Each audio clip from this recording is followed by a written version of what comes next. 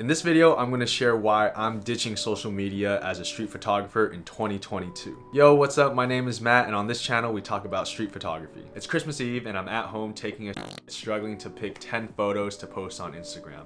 This is what I always do when I post photos on Instagram. I'm taking a It's December, and I'm trying to share photos from July. That's how up to date I am on Instagram. And I've been here way too long. I finished my poop within the first 15-30 seconds of sitting down, and I know I've been here at least 5 minutes because my legs are numb from resting my elbows on my knees. Throughout all this, thoughts start to creep in, like, why am I posting so late? Why haven't I been posting consistently? If I don't do that, then I'm not growing on Instagram, and I gotta grow on Instagram. That's how I'm gonna become a legit photographer, whatever that means. Finally, I don't even pick 10 photos. I pick like 7.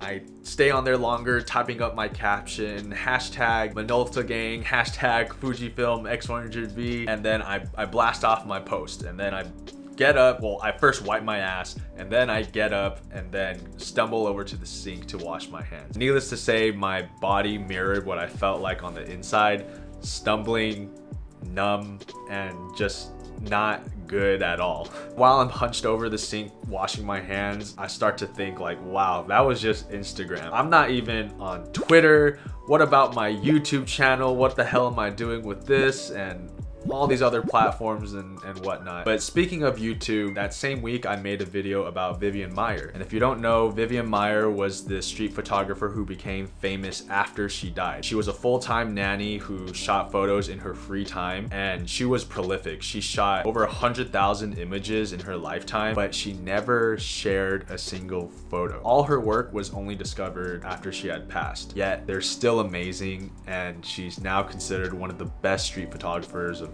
all time. Digging into her story really got me thinking to myself, like, why am I on social media? She didn't have social media back then. None of the OG photographers did. Why do I feel the need to share my photos on Instagram or on any of these platforms? And do my photos really need to live on these platforms? Are they even the right place for them to exist? And I realized that the answer is no. If they didn't have or even need social media back then in order to produce great photos, then why do I feel so attached to these platforms? Looking back, when I actually wanted to share something, it felt great. It feels great to share something when you actually want to.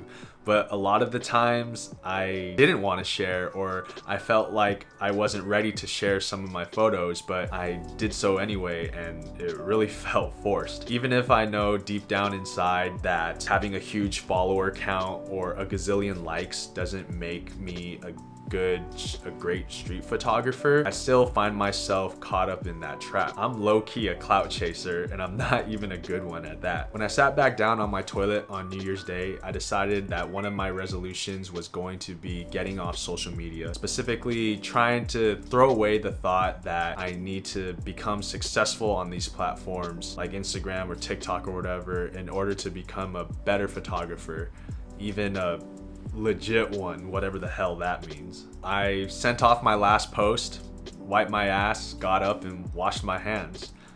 But this time, my knees weren't numb. I say I'm getting off social media, but it's a little bit more nuanced than that. I don't think getting off social media entirely or forever is necessary. I still do think social media has value to it, but only when we use it as a tool and not get trapped or caught up in the games that it can create. What I'm working on right now is a 3-step process. The first step is what I've been talking about, which I'm calling removal, which is removing myself from social media and getting distance away from it. The second step is reevaluation. Once I'm able to take a step back and think clearly, then I can look at every one of these platforms and decide what value it can bring to me as a photographer and how I can best use it. And the final step is reclaiming these platforms to utilize them to serve my purposes instead of them influencing me. So don't be surprised if I go back on my word before the end of this year. The short term, I certainly won't be sharing any photos, but I still use Instagram as a communication tool,